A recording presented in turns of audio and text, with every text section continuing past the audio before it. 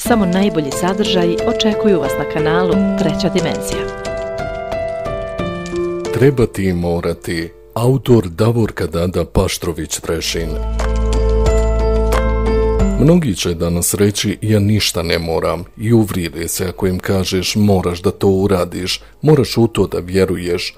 Jednostavno, istina je da ljude vrijeđa kada im neko kaže moraš, jer je to rušenje njihove slobodne volje od drugoga koji nameće moranje. S druge strane, ta riječ je dvosmislena i u nekim drugim situacijama neophodna, jer svi mi živimo u nekom moranju.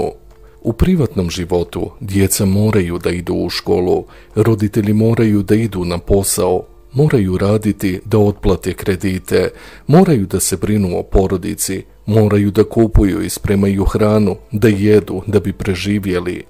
Čovjek mora da održava higijenu i da živi po nekim pravilima koja mu nameće njegov vlastiti život i potrebe. I moranje je dio naše svakodnevnice koju svi moramo da živimo da bi preživjeli kroz potrebu trebanja.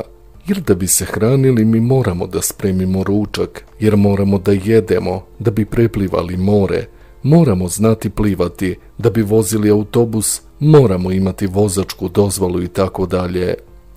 Trebati je radnja koja se nastavlja, jer je potreba onoga o čemu zavisi naše moranje. U duhovnom svijetu mi treba da izaberemo put kojim ćemo koračati. Ako smo izabrali put duše prema Bogu, mi moramo da poštujemo taj put i sve ono što nas vodi tim putem. Treba da ostanemo posljednji sebi i našoj duši, da bi ostali u Bogu, poštujući zemaljske i kosmičke zakone.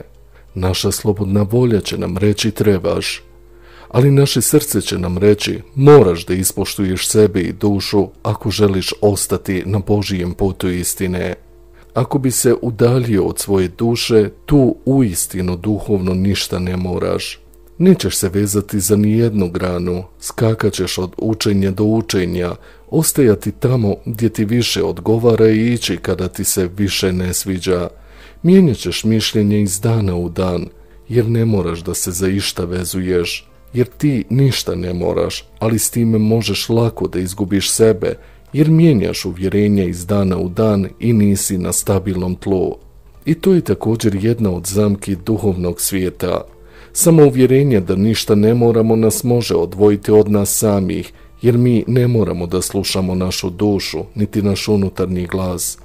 U ljubavi, ako želiš poštovanje, ti moraš da se angažuješ i da pokažeš ljubav i poštovanje onom pored sebe. Ali da bi dostigao taj nivo, ti treba da pokažeš sve najbolje od sebe i svojim dijelima zaslužiš tu ljubav na isti način.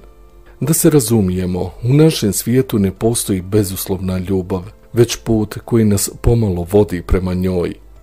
Jer čim dvije osobe razgovaraju i svaka da svoje mišljenje, već je onoj nasuprot uvjetovala to nešto svoje. Jedan par unutar iluzije ne može da živi bezuslovnu ljubav, osim ako nisu odvojeni. Jedino odvojeni su pošteđeni uslova koje moraju da ispoštuju u zajedničkoj vezi. Kada se vrši neki dogovor između dvoje, uvijek postoji uslov da bi se obje strane potpuno složile. Toliko o bezuslovnoj ljubavi gdje se ipak mora ispoštovati put koji vodi prema njoj. Moranje je krajnja linija, nešto što nam sam život nameće i htjeli ili ne, u više slučajeva nam je nametnuto. Kad potpišemo bilo kakav ugovor, mi se moramo držati njega, inače on gubi vrijednost. Ne možemo kupiti ni kuću, ni auto, ni imati radno mjesto bez ugovora koji moraš potpisati da bi to imao. Jednostavno je tako u ovom svijetu i svi smo mi u potrebi da ispunimo nešto što moramo da bi mogli da preživimo unutar ove iluzije. Jedina razlika između moranja i trebanja jeste što niko nikome ne treba usloviti da nešto mora da uradi.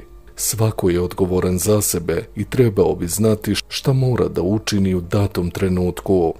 A za sve postoji dogovor i ljubav i kada osjetimo da moramo učiniti nešto iz ljubavi, mi smo već učinili korak prema sebi bezuslovnoj ljubavi koja je i dalje predsutna između naših duša, koje jesu u bezuslovnoj ljubavi i čemu teži svako ljudsko biće u vremenu koje dolazi.